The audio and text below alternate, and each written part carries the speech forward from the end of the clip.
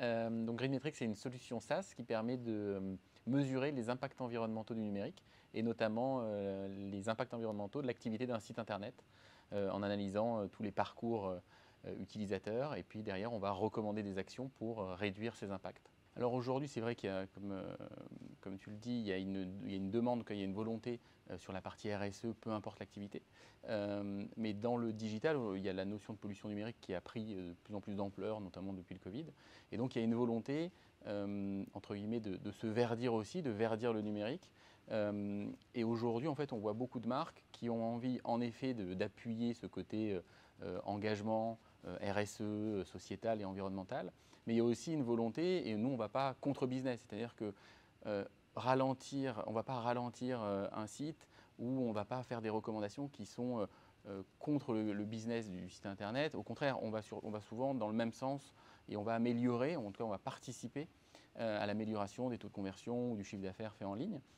Donc l'environnement va avec la performance et avec les indicateurs de performance web. En fait, on va se connecter sur l'outil et la solution Analytics utilisée par l'entreprise, par le site internet. Et nous, on va appliquer notre référentiel carbone dans lequel on va pouvoir générer d'abord des premiers indicateurs de mesure et ensuite des recommandations pour aider les e-commerçants à réduire ces impacts-là.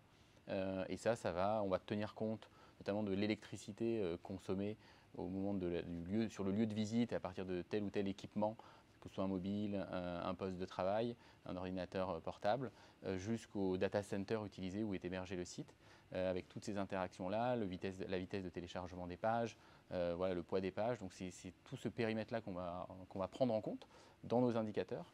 Et derrière, on va recommander des actions pour réduire le poids des pages et réduire de manière plus générale l'empreinte carbone du site internet. Alors, il y en a plusieurs. Il y a l'éco-conception du site qui est une partie importante dans laquelle on a toujours des recommandations sur ce sujet-là. Donc là, c'est vraiment des aspects purs dev du site. Vous avez après toute la partie qui ramène à la perf web, donc vitesse de téléchargement, le poids de la page, que ce soit par rapport à une vidéo mise, donc qualité de la vidéo, mais également que ce soit sur une image de la même façon. C'est des choses qui sont assez simples à mettre en place.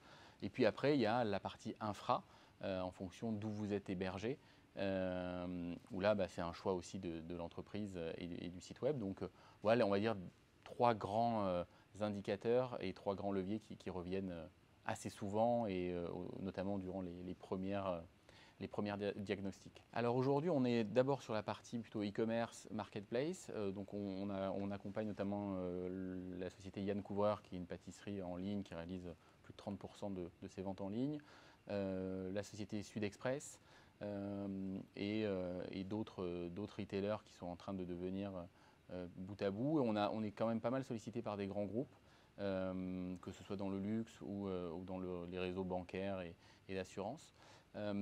Et voilà, donc aujourd'hui c'est assez vaste. On a la volonté en tout cas d'aller dans un second temps, sûrement durant le deuxième semestre, sur la partie des campagnes digitales et de cette mesure, parce que là on est vraiment sur l'activité du site, mais il y a une forte demande de la part des médias de pouvoir mesurer les différentes campagnes et l'empreinte carbone de ces campagnes-là.